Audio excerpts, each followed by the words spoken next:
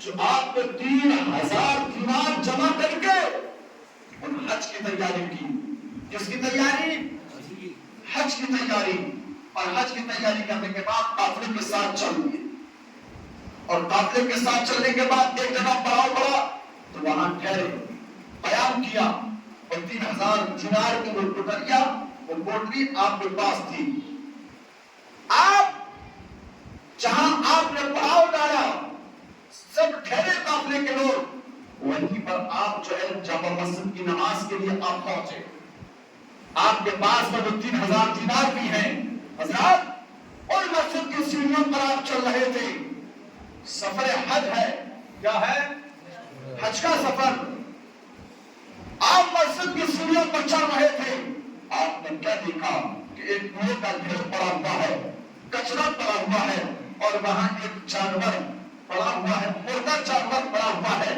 آپ نے غور کیا, آپ نے توجہ سے دیکھا تو کیا دیکھا کہ وہاں ایک خاتون بھی ہے, ایک عورت بھی ہے, اور وہ عورت اس مردہ جانور سے گوشت کاٹ کاٹ کر اپنے تھیلے میں ڈالتی جا رہی ہے. آپ وہاں دیکھ رہے ہیں, وہیں پر ٹھہر گئے, آنکھوں میں آنسو آ گئے, اور اپنے ذہن میں یہ بھی سوچتے جا رہے ہیں, اپنے دل میں یہ خیال کرتے جا رہے ہیں کہ ہو سکتا ہے کہ یہ عورت مردے گوشت کا کاروبار کرتی ہو, یہ مردوں کو کاٹ کاٹ کر اور مردے گوشتوں کے کاروبار کو بڑھاتی ہو اور اس کا گوشت بیچتی ہو. آپ یہ دیکھتے رہے, اور اس نے وہ جانور جو مردہ جانور پڑا تھا اس کا گوشت کاٹ کاٹ کر اپنے تھیلے میں رکھا, اور رکھنے کے بعد چل دی. حضرت عبداللہ بن مبارک اس گدی سے پیچھے چل دیے, یہ دیکھنے کے لیے کہ آخر یہ چاہتی کہاں ہے, یہ کیسے کاروبار کرتی ہے, پھر کس کو یہ پارٹی ہے, کس کو کھلاتی ہے, کس کو بیچتی ہے. حضرت عبداللہ بن مبارک پیچھے پیچھے چل دیے. ایک مکان آیا, اور اس مکان کے اندر جو عورت داخل ہو گئی, حضرت عبداللہ بن مبارک باہر رہ گئے, اور پھر دروازہ اس نے اندر سے بند کیا. حضرت عبداللہ بن مبارک دروازے کے باہر سے جھانک کر کے دیکھ رہے تھے.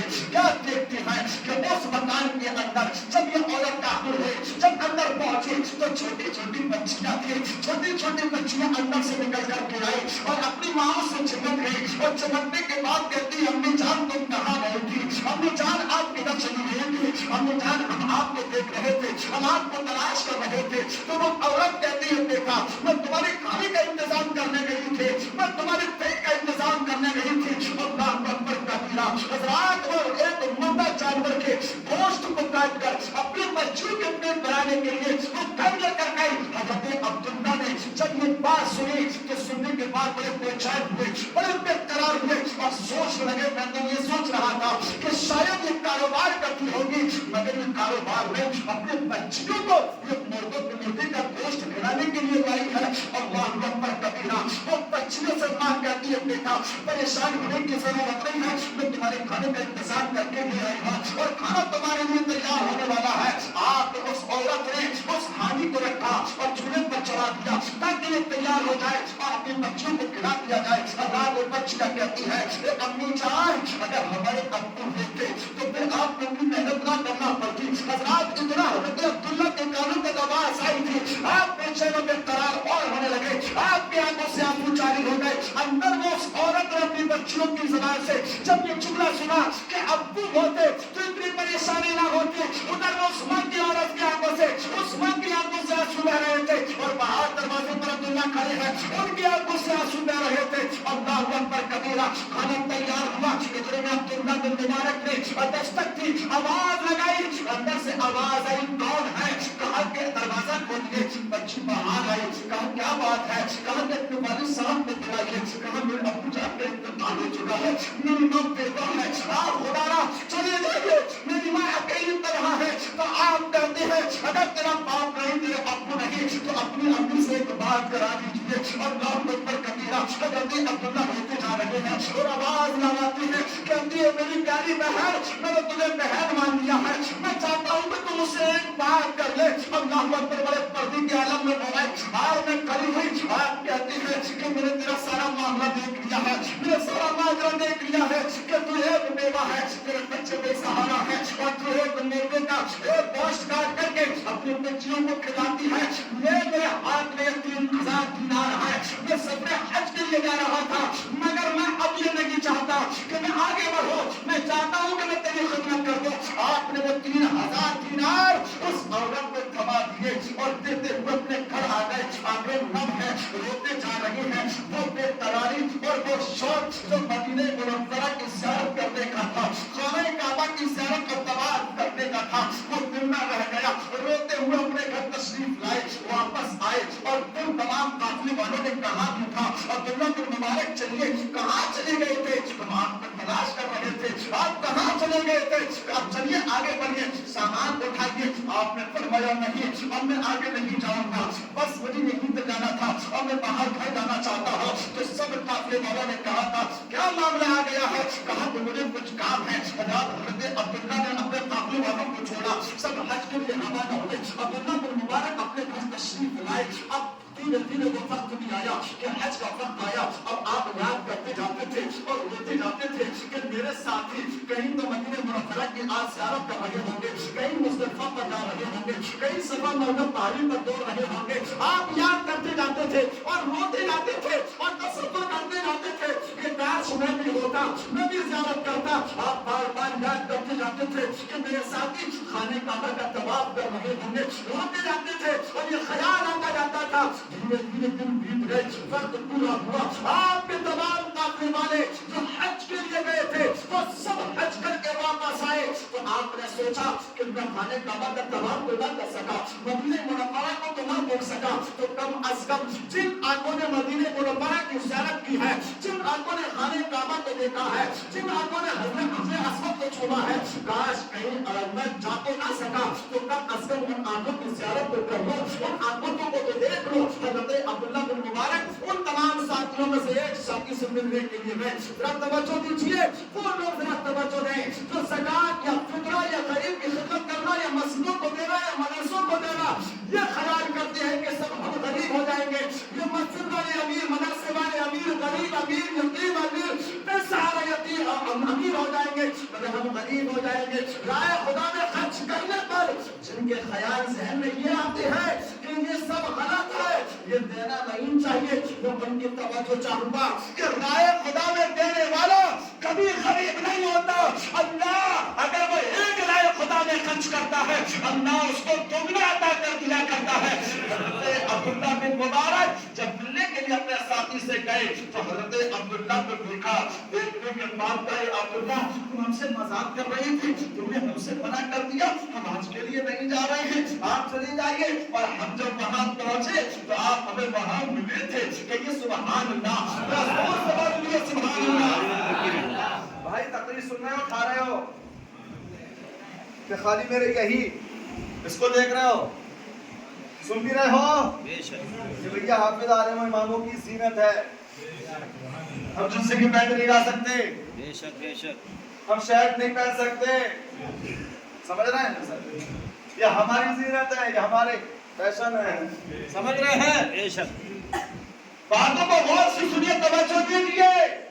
حضرت عبداللہ بن مبارک ان کے ساتھ ہی کہتے ہیں عبداللہ تم تو منع کر رہے تھے، مذاق کر رہے تھے، ہم جب وہاں پہنچے آپ گھر جا چکے تھے، مگر ہم جب وہاں پہنچے تو ہم نے آپ کو پہلے سے وہاں دیکھ لیا۔ عبداللہ بن مبارک ذرا یہ تو بتائیے سواری کون سی تھی؟ آپ بعد میں گئے اور سب سے پہلے پہنچ گئے، ہم جب لوٹ کر آئے تو بعد میں آپ گئے تھے، مگر سب سے پہلے واپس بھی آپ تشریف لے آئے ہیں۔ عبداللہ بن مبارک کہتے میں نہیں گیا ہوں، میں نے حج نہیں کیا ہے، میں نے خانہ کعبہ کو نہیں دیکھا، میں نے حجر اسود کو نہیں چھوا، میں گیا نہیں ہوں، میں گھر آ گیا تھا۔ لیکن قربان نہیں کہا کہ نہیں ہم نے آپ کو دیکھا تھا، آپ وہاں پر تھے، آپ مزدلفہ پر تھے، آپ مینا پر تھے، آپ حجر اسود پر تھے، آپ جو صفا مروا پہاڑی پر تھے، آپ خانہ کعبہ کا طواف کر رہے تھے، آپ مدینہ منورہ کی زیارت کر رہے تھے۔ حضرت عبداللہ بن مبارک نے جب اتنا سنا تو سوچا کہ دوسرے ساتھی سے جا کر کے پوچھ لیا جائے۔ دوسرے ساتھی کے بعد حضرت عبداللہ بن مبارک پہنچے ہیں، پہنچنے کے بعد کہتے ہیں کہ خیریت سے ہے؟ تو پھر وہ ساتھی بھی بولے اے عبداللہ بن مبارک تم نے تو منع کر دیا تھا، مگر تم تو ہم سے پہلے پہنچ گئے، آخر تمہاری وہ سواری کون سی تھی جو بعد میں تم نکلے تھے اور پہلے پہنچ گئے؟ اگر پہلے ہم آئے تھے تم ہم سے پہلے اپنے گھر تشریف لے آئے۔ حضرت عبداللہ بن مبارک بھائی میں نہیں گیا، میں نہیں گیا۔ کہا کہ نہیں گئے تو پھر مزدلفہ پر اس منا پر تم نے 6000 دینار کی تھیلیاں ہمیں کیوں دی تھی؟ کہیے سبحان اللہ۔ کتنی؟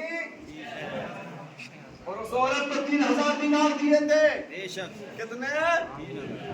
کہ عبداللہ بن مبارک آپ منع کرتے ہیں تو پھر اس منا پر آپ نے یہ 6000 دینار کی تھیلیاں ہمیں پکڑائی تھی، بھول گئے، دے کر بھول گئے، بتا کر بھول گئے، آپ نے تو ہمیں دی تھی۔ عبداللہ بن مبارک بڑے پریشان ہیں، بڑے سوچ میں ہیں۔ آپ سوچ رہے ہیں پورا وقت گزرا، دن ختم ہوا، رات آئے، بستر پر پہنچے، آگ لگ گئی، آگ بند ہوئی۔ اب آپ کے خواب میں مدینے والے مصطفیٰ جان رحمت صلی اللہ علیہ وسلم تشریف لے آئے ہیں، اور پھر تشریف لانے کے بعد کہتے ہیں اے عبداللہ بن مبارک کیسے پریشان ہو، کیا سوچ رہے ہو، کیا خیال کر رہے ہو؟ تو عرض کرتے ہیں یا رسول اللہ میں یہ سوچ رہا ہوں کہ میں حج کے لیے گیا نہیں ہوں، میں نے خانہ کعبہ کو دیکھا نہیں ہے، مدینہ منورہ کی زیارت کی نہیں ہے، میں صفا مروہ پہاڑی پر گیا نہیں ہوں، مگر میرے ساتھی سب یہ کہتے ہیں کہ تم نے حج کیا ہے۔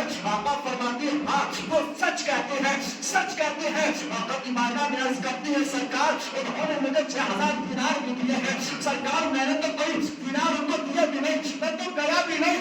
آقا ارشاد فرماتی ہے ذرا وہ وقت یاد کرو جب تم سفر کے لیے چلے تھے، حج بیت اللہ کے لیے جا رہے تھے، راستہ میں میری شہزادی تمہیں ملی تھی، ایک مردے کا گوشت کاٹ کر کے اپنی بچیوں کے لیے لے گئی تھی، تم وہیں پر ٹھہر گئے تھے، تم نے میری شہزادی کے لیے اپنے 3000 دینار کی قربانی کی، اور تم نے رائے خدا میں میری اس شہزادی کے لیے خرچ کر دیا۔ سنو اللہ رب العزت نے تمہارے لیے اس 6000 دینار کا انتظام کر دیا، اور اللہ رب العزت نے ایک فرشتے کو حکم دیا کہ دیکھو یہ قافلے والے آ رہے ہیں، عبداللہ مبارک کے ساتھی آ رہے ہیں، ان کے آنے سے پہلے تم عبداللہ کی شکل اختیار کر لو۔ اللہ کے نبی فرماتے ہیں عبداللہ بن مبارک اللہ نے ایک فرشتہ تمہاری شکل میں تیار کیا، اور اس نے آپ کی شکل اختیار کی، خانہ کعبہ میں پہنچا، خانہ کعبہ کا طواف کیا، مزدلفہ پر پہنچا، مینا پر پہنچا، مدینہ منورہ کی زیارت کی، صفا مروہ پہاڑی پر دوڑا۔